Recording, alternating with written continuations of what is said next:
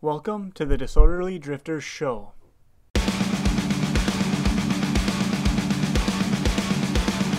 We're a group of crazy friends driving 125cc Honda Monkeys from North Dakota south down the Pan American Highway.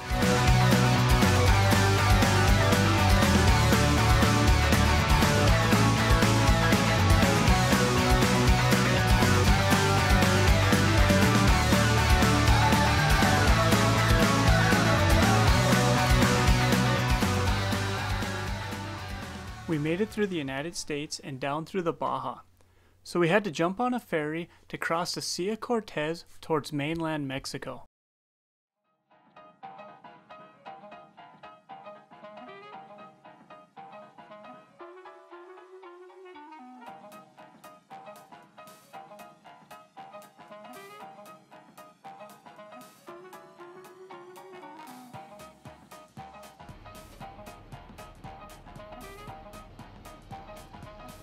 It was a beautiful boat, complete with a restaurant and bar.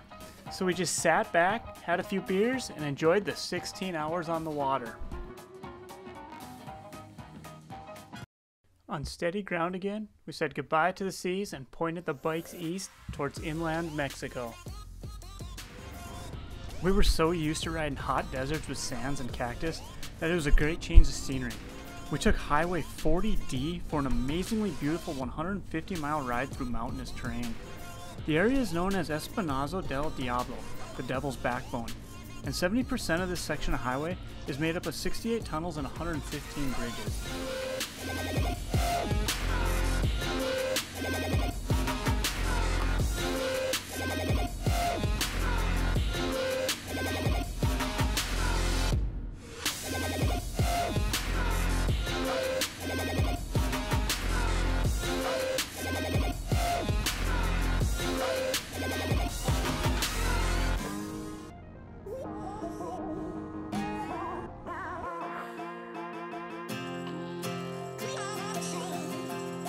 There is no gas stations for many miles on this route, so we had to purchase some top dollar gas jugs.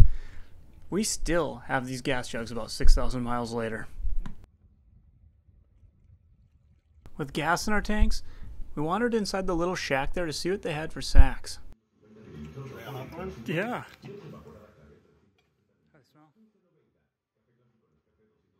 And never eating a hawthorn berry before, Asti almost chipped a tooth on it.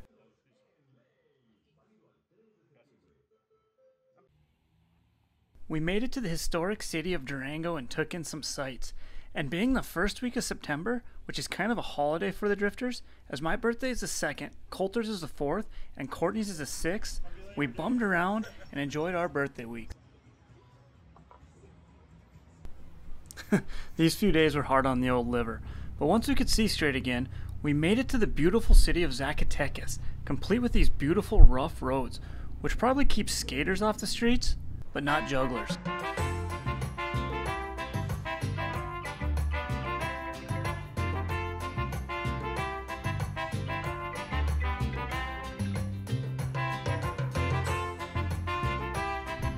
After exploring the city, we kept following these rough roads. They went out of town and they led us up to the hills surrounding Zacatecas. We did make camp one night there, and the views were absolutely spectacular.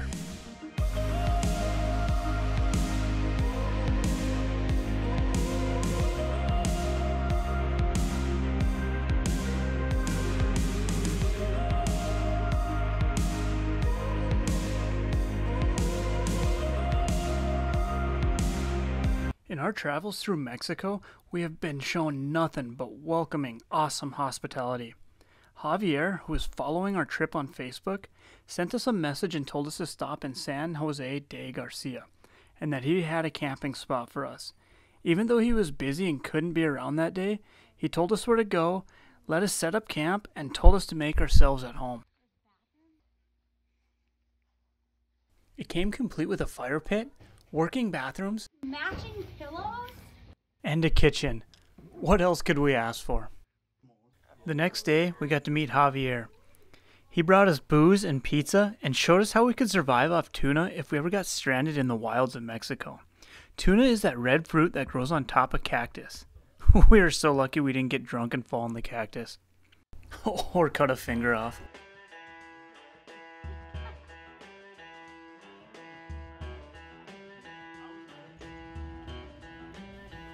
Javier grabbed his boat and we took a relaxing cruise out on Calles Lake.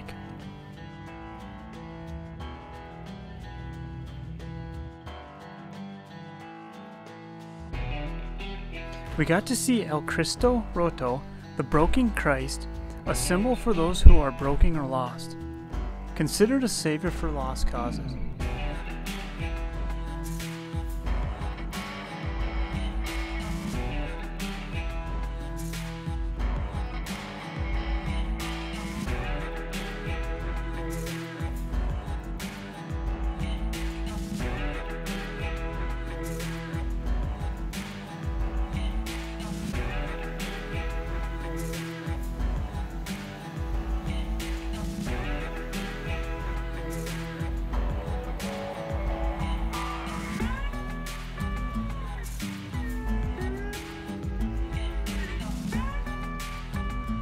We had an absolute blast on the lake and probably could have stayed here forever, but we needed to continue with our trip and drove another 30 miles down the road.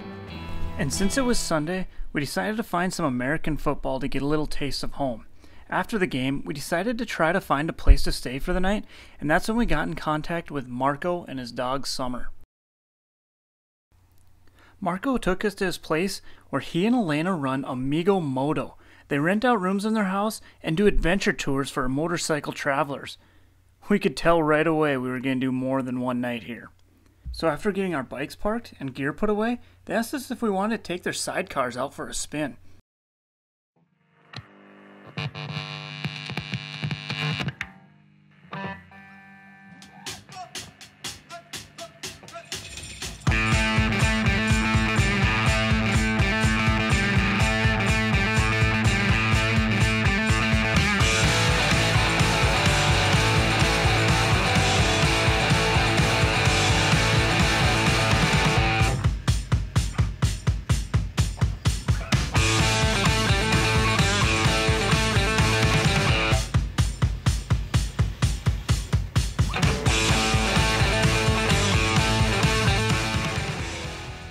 We all had fun learning to drive these sidecars. We also had fun learning what to do with all them old CDs we had laying around. It was a fun night of just sitting around and drinking. Marco had mentioned something about an Iron Butt Association and that he was Mexico's president of it. He asked, "Do you guys think you can drive 1,000 miles in under 24 hours on them Honda Monkeys?" We drunkenly said, "Yeah." The next morning, Marco was up bright and early, already figuring out a route for us. We weren't exactly sure what we'd gotten ourselves into, but he had a route figured out and a date picked already for next week. We had to start Iron Butt readying our bikes with more lights, extra padding, and of course, Disorderly Drifters Rally t-shirts. Marco had contacted a local motorcycle shop who were excited to throw the takeoff event, and Marco also got 11 more motorcyclists to sign up for the Disorderly Drifter 1000. And Coulter, you're looking very posher, as always. And we were off.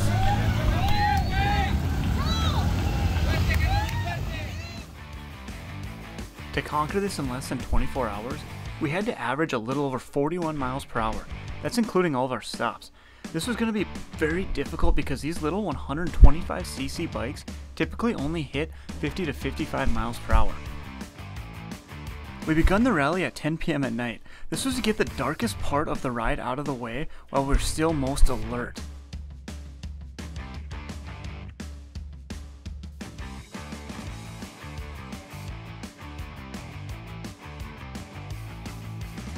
We had 8 refuel stops, which were our checkpoints. There was also over 20 stops we made to pay toll booths. We ran into dense fog overnight, slowing us down twice. We had 2 separate rainstorms completely soaking us. I was surprised because when I think of Mexico, I think of big, dry desert heat. But I wore every piece of clothing I had, including long johns, and still froze my ass off. We only had time to refuel our bodies while our bikes were being refueled. So we stuffed our faces quickly with whatever food snacks we were able to carry with us. Before we left, I had bought a large pizza and threw it in my backpack and snacked on that the entire 24 hours. Finally crossed the finish line just after 9 p.m. the next day. This was 23 hours of straight riding. This challenge is definitely one of the most epic things our disorderly group has ever done. We were cold, tired, so happy, but ready for bed.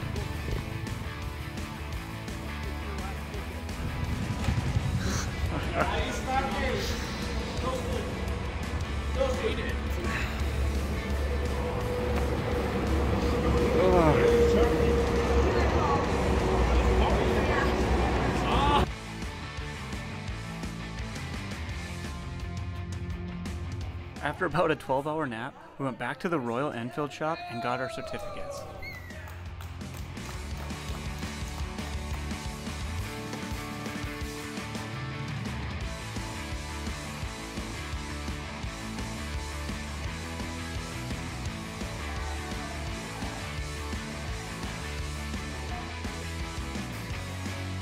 And we figured this was a good enough excuse to celebrate.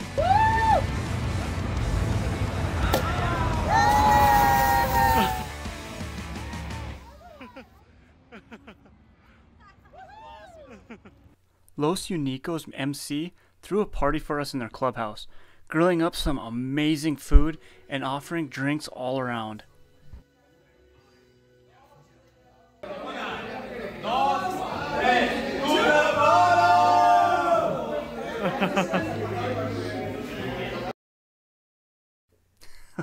It was definitely a fun time had by all. Now, after we got the rally out of the way, we told Marco that the biggest problems we've had on this trip so far was our racks. We ordered them off the internet and they just weren't made for a trip like this. It seemed that every time we stopped in, we needed to get them readjusted or re-welded. I'm just glad a lot of them took beer for payment.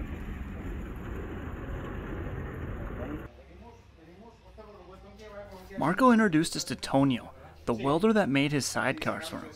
Antonia told us he could take out the old racks and redesign a whole new rack for the monkeys. Yeah, it would be that thing. And to prove how handy he was, he showed us all of his hobbies he did on his free time.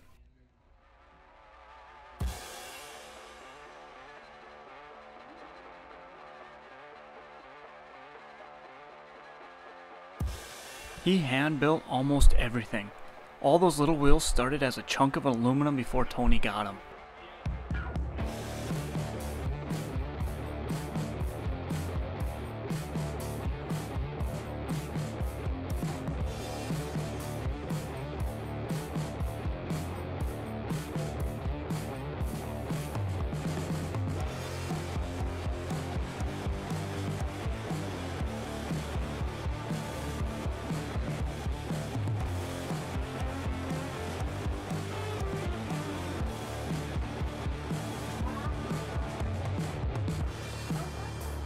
Just pure talent. I could sit and stare at this all day. He's been working on this project for over 40 years. He also showed us his collection of real cars he had in his garage too, including his current project, his dragster. A 1951 Austin A40, he put a keg in the back for a fuel tank and redesigned to have the motor in the front seat while the driver sat in the back.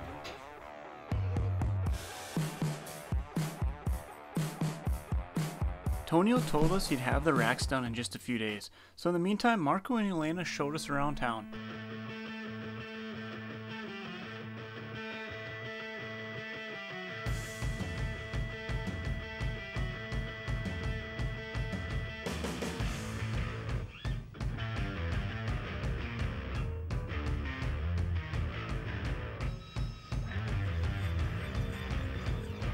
We had a little run-in with the police, yeah. But it's a good thing Marco could speak to them and tell them about our journey, because they were so excited for us and even gave Coulter and Courtney their official wing pins right off their shirts.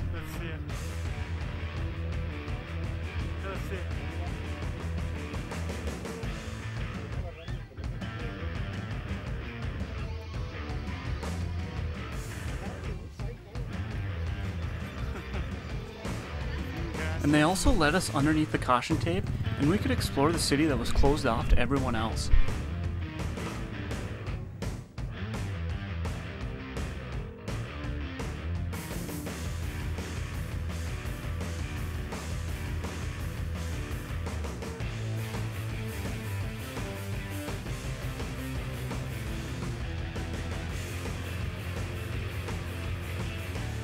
We got to see Aguascalientes bull ring, but no fights were going on this time of year.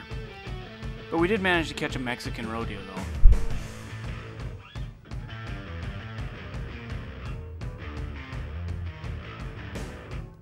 though.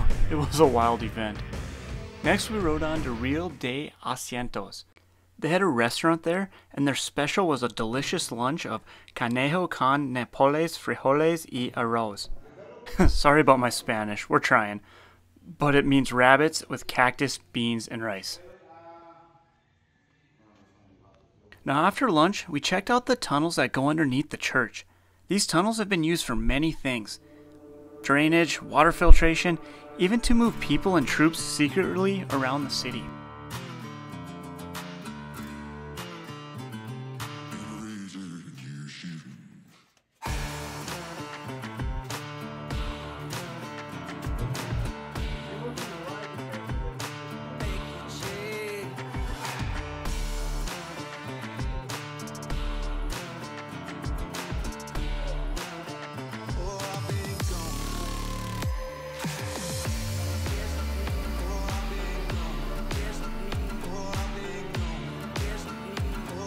There were definitely a few odd things in these tunnels.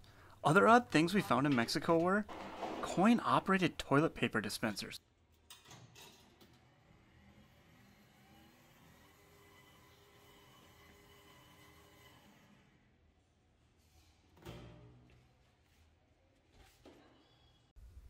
And how these street vendors got their electricity.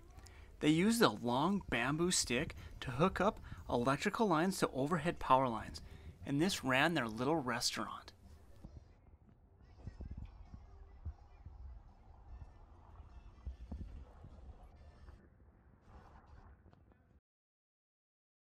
Tonio had gotten our racks done. He completely got rid of the old racks, he used thicker metal, and he redesigned them to be bolted to the top like the old rack, but also added another attachment to be bolted up front with the seat bolts. This is a spectacular design, and we haven't had an issue with the rack since. Have a great trip. Bye.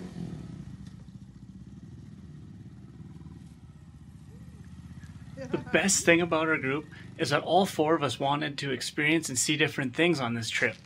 So after Aguascalientes, we split up for a bit. Courtney and I, we headed east and started heading towards Playa del Carmen, while Coulter and Asti flew home to see a wedding, and they also had to pick up some motorcycle parts they'd ordered. All of us were planning to meet back up in a few weeks as soon as we cross Mexico. But if you do want to see more of our Mexico trip, be sure to subscribe to our YouTube channel as we're working on the next video as we speak. And if you want to see how we got to Mexico, go back and see how we left North Dakota and we went through the Baja and over to Aguascalientes up to this point. We wanted to thank everyone so much that have donated to our broken computer fund, which is the reason why we can't get these videos out as quickly as we would want to. And thank you so much for those of you that have gone on and purchased some merchandise, some Disorderly Drifter shirts and hats. It has helped out so much on our travels, and it really helps us get these videos out quicker for you. If you do want to donate to our broken computer fund while we save up to try to get one that works, that doesn't have to be plugged into a TV or monitor, we do have a PayPal that we'll put across the screen here or here somewhere. We also have a Venmo at Disorderly Drifters that you can donate to. Definitely don't have to, but every little bit helps, and it helps us get videos out for you faster. We look forward to seeing you next time, hopefully a little bit sooner. Yeah, thanks. Thank you so much.